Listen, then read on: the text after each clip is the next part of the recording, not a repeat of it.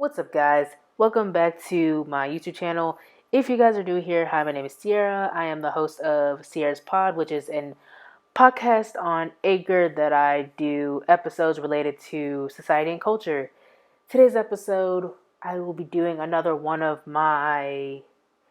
Um, Basically, I've been going back to my old school projects, but this time I am redoing it. So, fun fact, I did a podcast with two other students as a school project for a class called Violence Against Women. And I decided to redo my segment. It is related to revenge porn from a sociological and human services perspective. So I majored in sociology and I had a minor in human services. And I basically did my own take on revenge porn concerning how people, are affected by it, the victims, from a social perspective, a psychological perspective, as well as how society perceives victims of revenge porn. And I also did a little bit of I wouldn't say documentary, but I did do talk about a real life story of a woman who was behind. Um, I would say she was a public figure. I talked about her story. There's a TED Talk that she talks about her experiences with being a revenge porn victim and how her case was international and how it was handled versus how the United States handles revenge porn. And yeah, it's very cool little segment I want you guys to listen to. I want to give a quick trigger warning because I will be talking about explicit content on here. So yeah, without further ado, I'm going to play you guys my podcast episode. Don't forget to like, share, and subscribe to support my podcast. So yeah, without further ado, let's get started. The first part of my sociological human services segment of revenge porn, I started off my segment with a true life story of a woman who has went through revenge porn. This story was titled How Revenge Porn Turns Lives Upside Down. This was by a woman named Dorit Cheslam. This is a TED Talk that I had came across during my research, and I thought that her story was very um, inspiring to people who have gone through this. So I thought that this would be the perfect story to talk about for the segment of my former revenge porn project. A woman named Dorit Cheslam talks about her experience dealing with revenge porn. Dorit was a former news anchor for 20 years and was also a life and business coach. Dorit had gotten a call one day from her ex-husband that he had gotten a call from a strange man who had told him to look at a website, and it had photos of Dorit naked and with her private parts everywhere on that website. Dorit described dealing with her revenge porn case as having a huge effect on her mental health, causing her to be very anxious and depressed. She said that victims of revenge porn fall into illness and depression and distress, including feelings of anger, guilt, paranoia, depression, or even suicide. Dorit had discovered that her current ex-boyfriend, who she described as manipulative, jealous, and a stalker, had threatened and proceeded to create a website with Dorit's name and posted explicit photos of her that he had taken from her while they were living together in his house in Jamaica. She said that months prior, he had been sending her threatening text messages, calling her names, and had threatened to kill her. Dorit tries to explain what type of harassment she faced. She knew that some people would think that it is cyber harassment or cyberbullying, and she knew that the media called it revenge porn, but she now calls it digital domestic violence. She describes digital domestic violence stemming from a relationship that has gone bad, when one is being controlling, cannot handle rejection, and they know that instead of putting their hands on their partner, they would instead use different weapons such as cell phones and laptops with ammunitions of photos, videos, explicit information, and content, posting it online without the victim's consent. According to Tislam, 1 in 25 women say that they have been impacted by revenge porn. 90% of revenge porn victims are women, and for women under the age of 30 years old, that number looks to be 1 in 10. According to Chisholm, there is also a lack of legislation within the United States that protects victims of revenge porn or digital domestic violence. Currently, only 40 states and DC have some laws in place for revenge porn, but it's described as little as a $500 fine and protection from cyber stalking and cyber abuse. These fixes are known to be costly and timely, up to 11 months going in and out of court to have them be fully placed.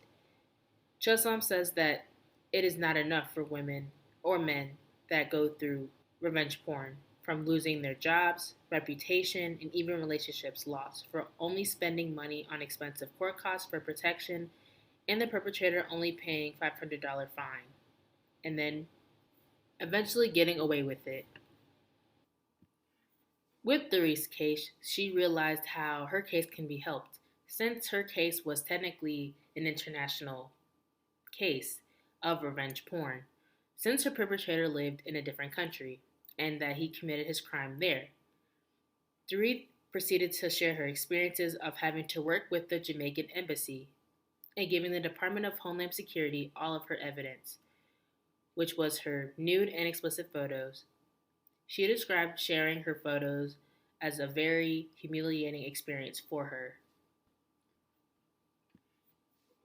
Chisholm concluded her talk by talking about how the Jamaican authorities were able to prosecute her ex boyfriend, in that he was faced with charges under the Jamaica's Malicious Communications Act, and that around the time that if he had found guilty, that he could have faced thousands of dollars in fine and up to 10 years in prison. Her revenge porn case was the first international case. She ends her TED Talk with asking how the United States can better assist victims of revenge porn and pleading to have tougher laws and enforcement against revenge porn because currently there are little to no revenge porn cases in the United States that have been strictly enforced. In the second part of my segment, I had decided to talk about a research journal article that I have found online. This article is titled Revenge Porn and Mental Health, a qualitative analysis of the mental health effects of revenge porn on female survivors. So, this study discusses the emotional and mental health effects revenge porn has on female victims, talking about how their situations impacted their mental health, such as experiences with trust issues, PTSD, anxiety, depression, suicidal thoughts, and other mental health effects. According to the author of the article, Samantha Bates, non consensual pornography is known as a relatively new phenomenon in the past few years, involving posting nude or semi nude photos or videos of a person online without their knowledge. Not only it can be one person, but an entire website full of non consensual pornographic content that administrators steal from internet users and try blackmailing their victims. The public and the media commonly refers non-consensual pornography as revenge porn. Revenge porn occurs when a person posts a nude or semi-nude photo or video of someone online and is seen as revenge after a relationship has ended and had gone bad. Revenge porn can also happen if a pornography website encourages someone to post pornographic photos of someone.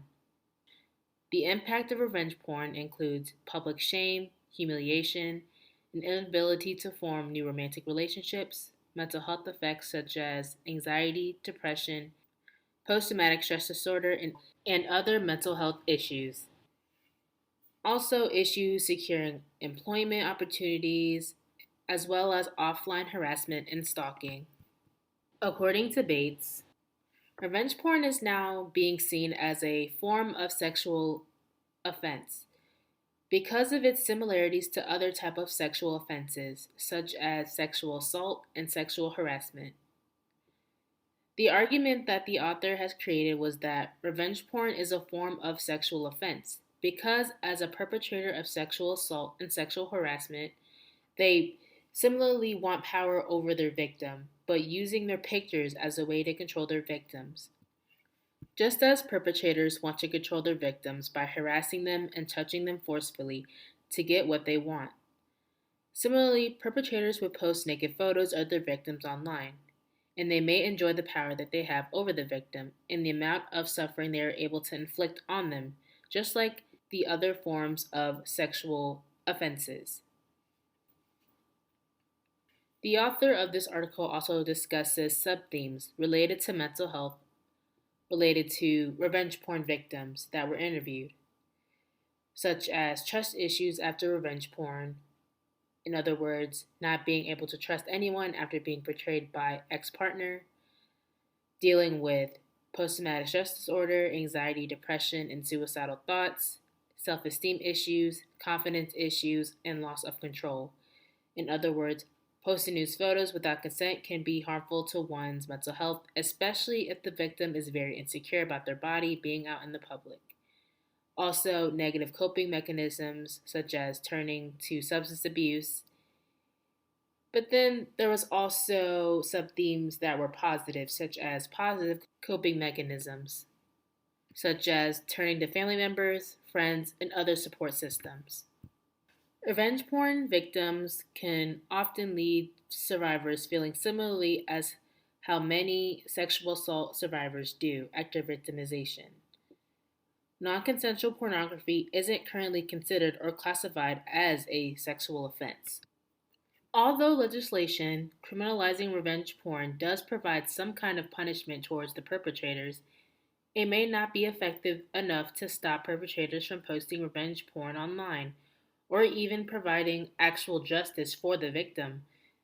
Seeking prosecution for revenge porn can be treated similarly as someone seeking prosecution for being sexually assaulted. In other words, those who experience revenge porn may experience victim blaming from law enforcement and may not be able to be taken seriously, in addition to race and class being a factor as well as how the victim is treated with their situations by law enforcement. It is suggested that further studies should be looked into situations concerning race, gender, and sexuality as being a factor in how law enforcement could treat revenge porn cases on people. And lastly, according to the author Samantha Bates, two primary conclusions from this study includes 1. The mental health effects of revenge porn and sexual victimization are similar amongst victims. 2. Because of these striking similarities, revenge porn should be classified as a sexual offense, as well as treatment strategies for survivors of revenge porn should be similar as to the treatment strategies are given to survivors of other forms of sexual victimization, and legislators should consider the similarities between revenge porn and sexual crimes when making legal changes or decisions to the status of revenge porn cases, as well as when it comes to creating legislations and laws and bills related to revenge porn. Okay, guys, that was the end of the episode. I will link Dorit Cheslam's TED Talk in the description box for you guys to watch if you guys are interested in listening to the entire TED Talk. It was a very good TED Talk to watch, and yeah, I bet some of you guys who are listening could relate to her story if you have been through this before. I will also type out the scholarly article if any of you guys are interested in reading it. When I was in college, I had like free accesses to articles, but I think now I can't really get like a free link. So I will just type in what you guys can type in on a Google search box or any search engine search box. But yeah, let me know what you guys think. I will link all of my social medias in the description boxes as well as my email. So yeah, thank you guys so much for listening.